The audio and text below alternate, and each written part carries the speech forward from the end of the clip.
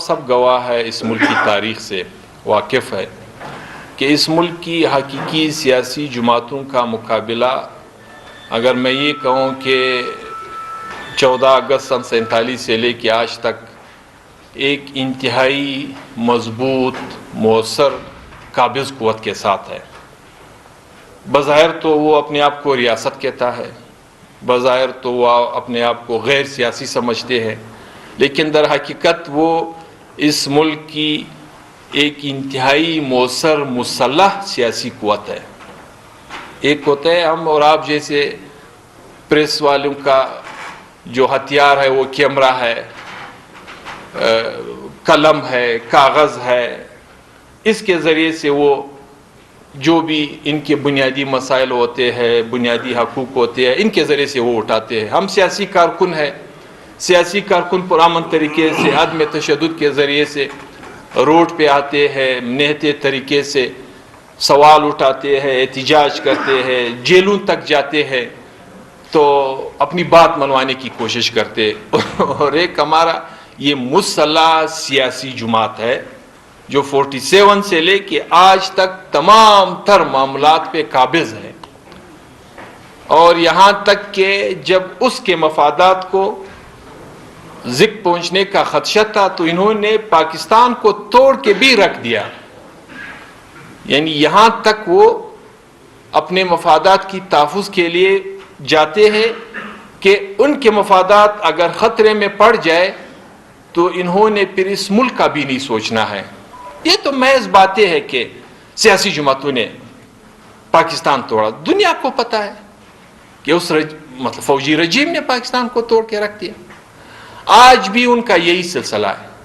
ابھی وہ ان کو حلف میں ان سے یہ قسم یا وعدہ لیا جاتا ہے کہ آپ نے سیاست میں مداخلت نہیں کرنی ہے۔ تو میں آپ سے پوچھنا چاہتا ہوں، یہ روز ہمارا SPR جو ٹی وی پہ آ کے بریفنگز دیتے ہیں، یہ سیاسی ہے یا غیر سیاسی ہے؟ ان معاملات سے ان کا کیا تعلق ہے؟ آپ کا تعلق سرحدات سے ہے، آپ کا تعلق دفاع سے ہے، اور اس ملک کے عوام نے اپنے پیٹ پہ پتھر رکھ کر بھی آپ کے مالی معاونت اور آپ کے تمام تر مسائل حل کیے ہوئے ہیں۔ نہ آپ کو راشن کا مسئلہ ہے، نہ آپ کو تنخواہ کا مسئلہ ہے، نہ آپ کو رہائش کا مسئلہ ہے۔ یعنی اگر میں یہ کہوں کہ اگر ہمارے 15 سے 20 ریٹائرڈ یا حاضر سروس جرنیلوں کے سرمایے کو اٹھا کے، ان کے اثاثے کو اٹھا کے پورے پاکستان کے تمام پولیٹیشین کے تولے میں برابر رکھ لیے جائے تو ان کا حساب کتاب بہت زیادہ ہے۔ یعنی یہاں تک قانونی حیثیت میں ان کو یہ سارے مراد دیے گئے، تو پھر بھی وہ سیاست سے اپنے آپ کو دور نہیں کرتے۔ تو ہمارے سیاسی جماعتوں کا ایک انتہائی مؤثر قوت کے ساتھ یہ سلسلہ چلتا آ رہا ہے۔ تو یہ آپ نہ کہیں کہ آپ یہ پھر بھی سیاسی جماعتوں کی قربانی ہے کہ تھوڑی بہت رہی صحیح غلط ہے، جو بھی ہے، یہ نام نہاد پارلیمنٹ پھر بھی وجود میں ہے۔ پاکستان میں کرنل ہاشم سے زیادہ کوئی مشہور نہیں ہے، اور کس وجہ سے وہ مشہور تھا؟ اس کی تو اور کوئی کارکردگی نہیں تھی کہ انہوں نے انڈیا کے جٹ تیاریاں مار گرائے تھے یا بارڈر پہ جا کے کوئی جام شہادت نوش کی تھی۔ مشہور تو اس بنیاد پہ ہوا کہ اس نے پورے بلوچستان کا یہ کھیل خود کھیلا، اور یہ کھیل انہوں نے اپنے اکیلے لیول پہ تو نہیں کھیلا ہے، اوپر سے لے کے آخر تک باقاعدہ ایک ذمہ داری سونپنے کی بنیاد پہ اس نے یہ سارا کھیل کھیلا۔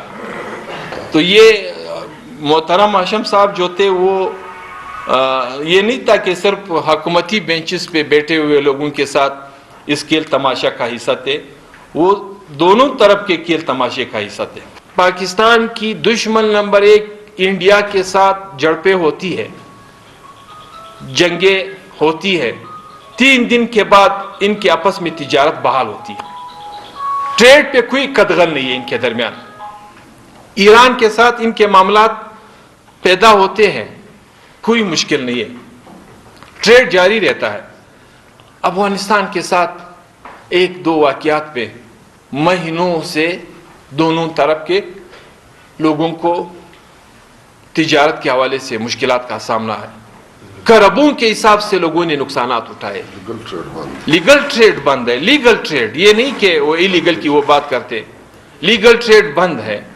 यहां तक कि अफगानों को तो अपनी जगह छोड़ के पंजाब से आपके जो जमींदार है, किसान है, वो एहतजाजों पे उतर नहीं रहे, वो रोडों पे अपने माल्टे, केले, अमरूद वगैरह को फेंक नहीं रहे।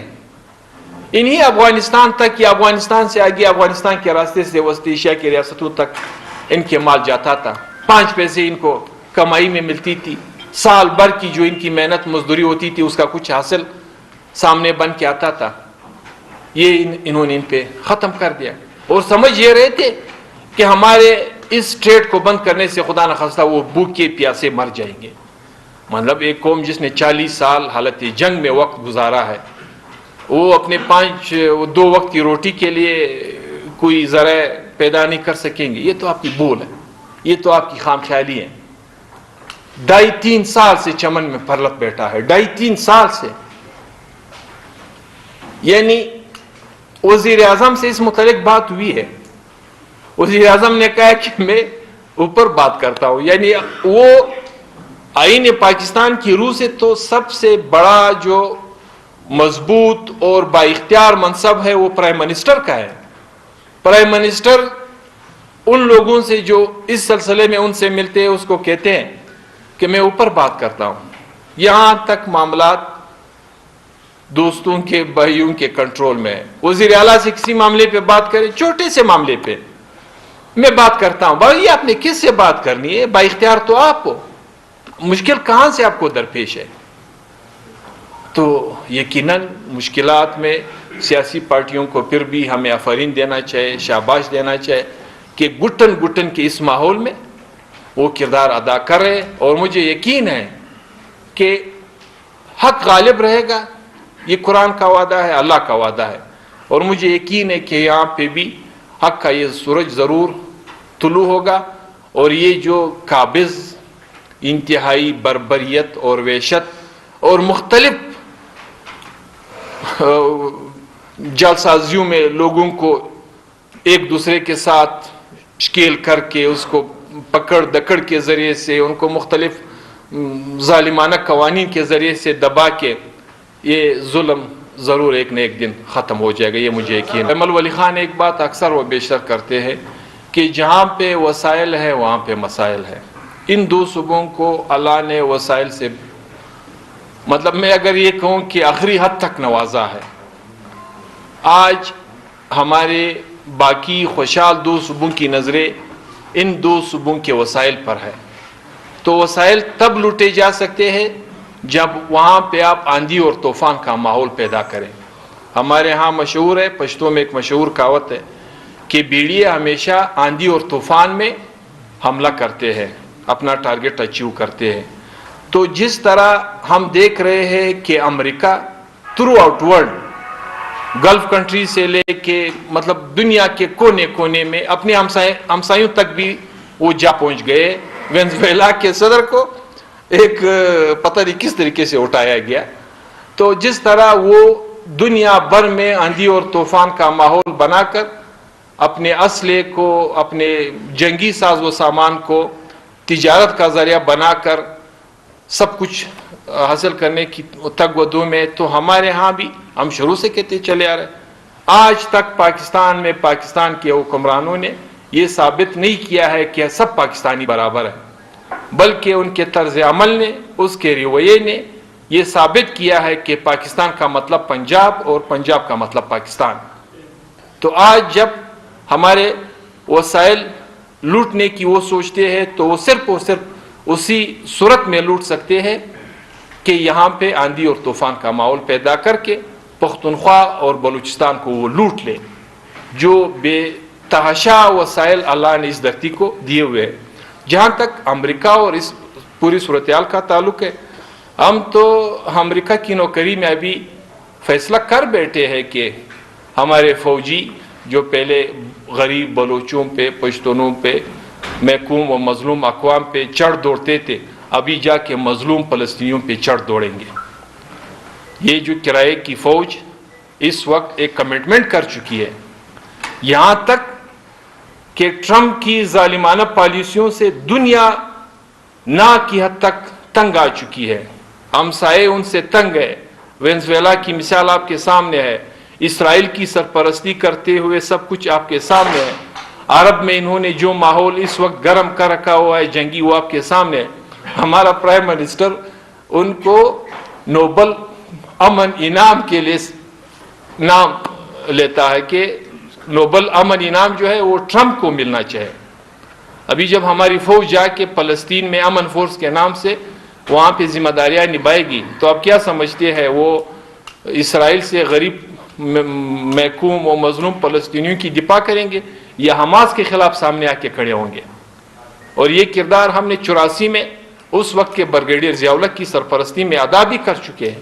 اس تاریخ کو دوبارہ ریپیٹ کیا جا رہا ہے کہ وہاں جا کے ہم نے اردن کی حفاظت اور تحفظ کے نام پہ ہم نے غریب فلسطینیوں کو کچلا تھا۔ ابھی اسرائیل کی دفاع میں وہ بات تو بہت دور تک جا چکی ہے کہ ہم اسرائیل کو تسلیم نہیں کریں گے۔ اسرائیل تسلیم تو تسلیم شدہ ہی ہے ہماری ریاست کے سامنے، بلکہ اس کی دفاع میں ابھی وہ جا کے حماس کے خلاف لڑیں گے۔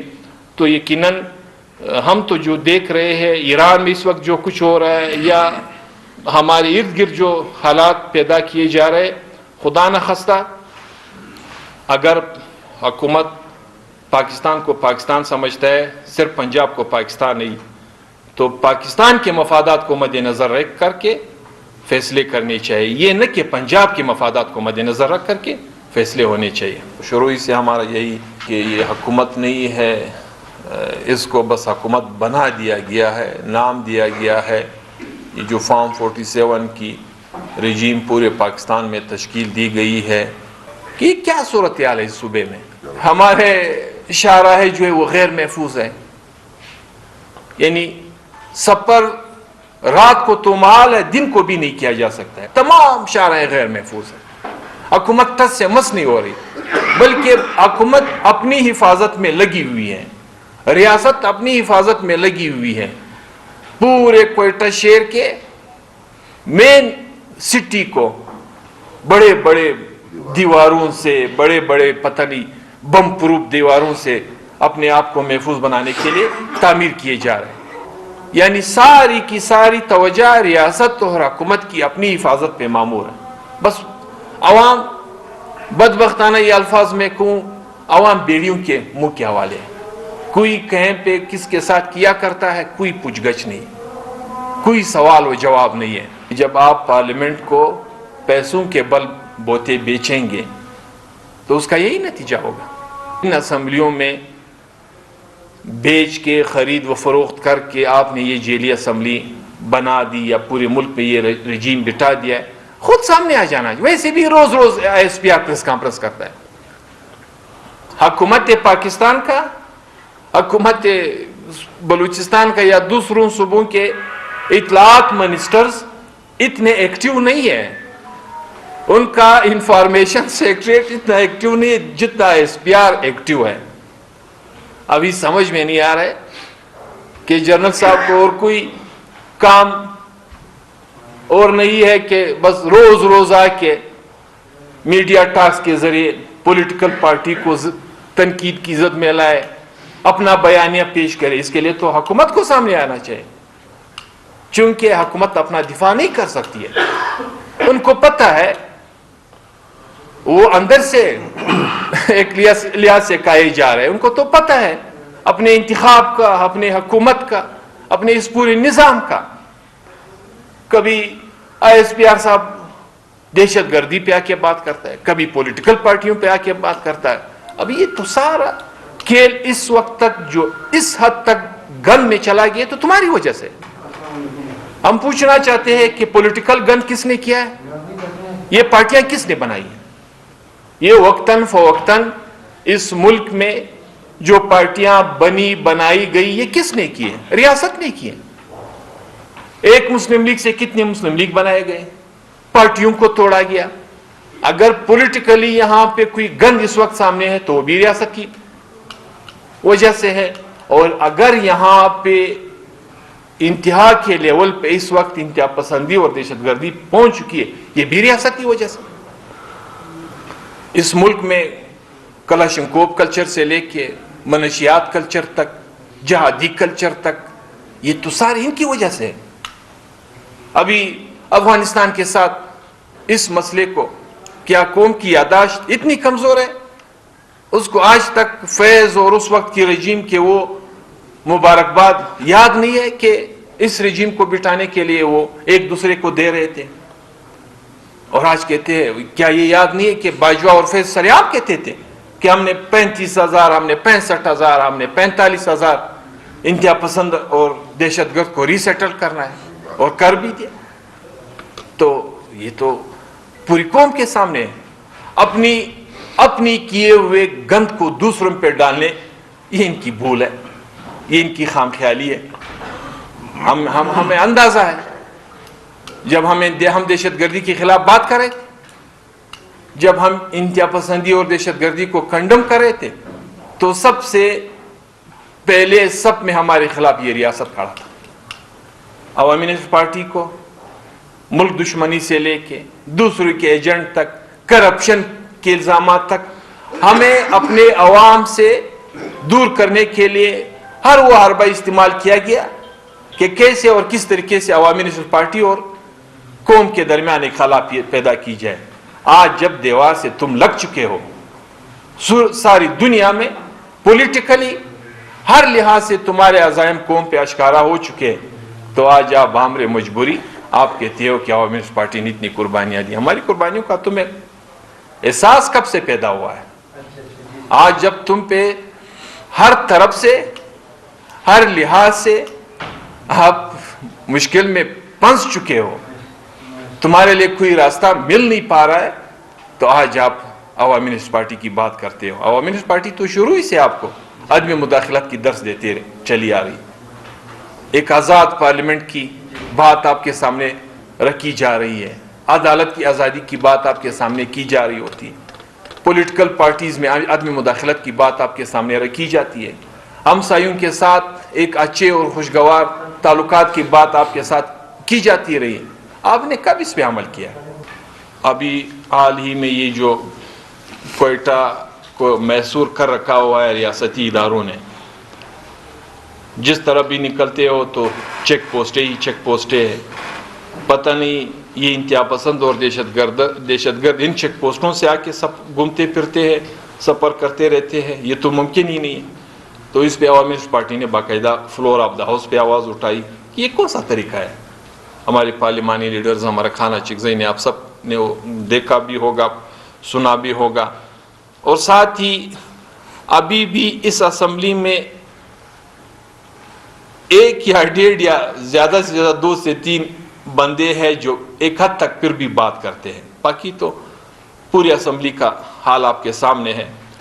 پاکستان کی سطح پہ مظلوم و محکوم اقوام کو جو مشکلات درپیش ہے، چاہے ان کے وسائل لوٹے جا رہے ہیں، یا جو اس کو انتہا پسندی اور دہشت گردی کے منہ میں دھکیل دیا گیا ہے، ابھی ایک ہی پاکستان ہے، یعنی ایک ہی پاکستان ہے، اس میں 1-2 صوبوں میں امن ہے، خوشحالی ہے، ڈیولپمنٹ کے پروجیکٹ ہے، افتتاح ہو رہی ہے۔ 2 صوبے جو ہے وہ روز لاشیں اٹھا رہی ہے، روز جو ہے وہ عدم تحفظ کا شکار ہے، وہاں پہ اغوا گردی ہے، وہاں پہ 3 MPO ہے، 4th شیڈول ہے، پتہ نہیں کیا سے کیا بلائے سامنے لا کر لوگوں پہ مسلط کیے گئے ہیں۔ تو یقیناً اس سلسلے میں موقف تقریباً سب کا ایک ہی ہے، جتنے بھی نیشنلسٹ پارٹیاں ہیں، اور سب کے سب تقریباً حکومت سے باہر ہے، اور حالات اور واقعات